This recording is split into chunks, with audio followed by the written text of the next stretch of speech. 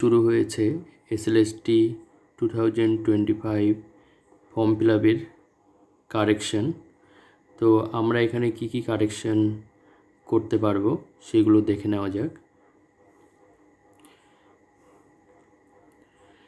তো কারেকশনের জন্য প্রথমে অ্যাপ্লিকেশন আইডির সাহায্যে লগ ইন করে সেখানে প্রোফাইলে গিয়ে এডিট প্রোফাইল, এই রেড কালারের edit profile white notice memo number এখানে ক্লিক করতে হবে। তারপর নেক্সট এই পেজটা খুলবে এবং সেখানে আমরা চারটা জিনিস কারেকশন করতে পারবো। 1, ফটো উইথ সিগনেচার।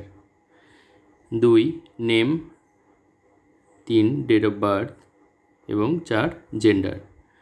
তো প্রথমে এই ছবিকে কারেকশন করতে গেলে আমাদের একদম নিচে চলে যেতে হবে। সেখানে please reupload photo with signature first. Click to reupload যে অপশান আছে সেখানে ক্লিক করলে আমাদের যে নেক্সট পেজ আসবে তা হলো,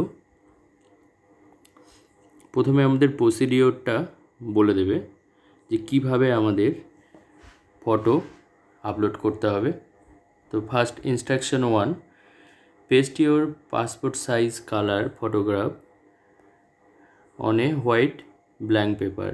প্রথমে সাদা ব্ল্যাঙ্ক পেপারে ফটোটাকে আটকে নিয়ে তার নিচে সিগনেচার করতে হবে।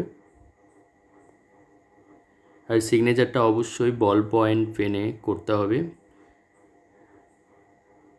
তারপর এখানে বাকি ইনফরমেশনগুলো দেওয়া আছে। জেপিজি ফরম্যাটে অবশ্যই করতে হবে এবং 60 কেবির মধ্যে হতে হবে। তারপর নেক্সট, তারপর এটাকে আপলোড করার জন্য চুজ ফাইল করতে হবে এবং সেখানে গিয়ে করার পর ফাইল চুজ করলে পারে আপলোড ইমেজ হয়ে যাবে এবং তার প্রিভিউটা এখানে দেখিয়ে দেবে। তো এখানে আপলোড ইমেজে ক্লিক করলে সেটি আপলোড হয়ে যাবে। তারপর নেক্সট পেজ এখানে আসবে।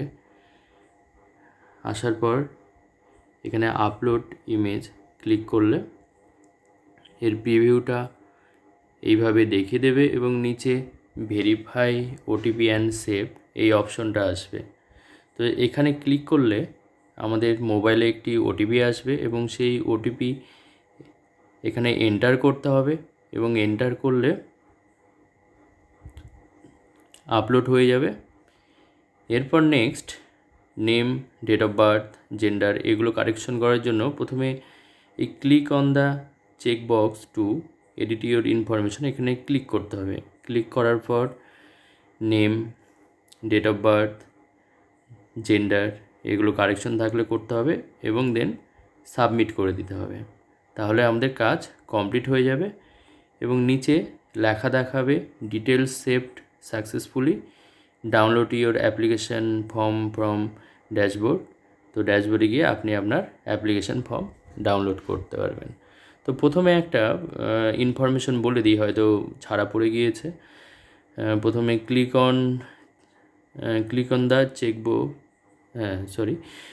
অন দ্য চেক বক্স এখানে কিন্তু প্রথমে ক্লিক করে নিতে হবে, তবে কিন্তু ছবি আপলোড আমরা করতে পারবো, যে ফার্স্ট প্রসেসটা বলেছিলাম। তো এই জায়গাটা অবশ্যই ক্লিক করে নেবেন এবং লাস্টে পিকচার আপলোড করতে গেলে কিন্তু আমাদের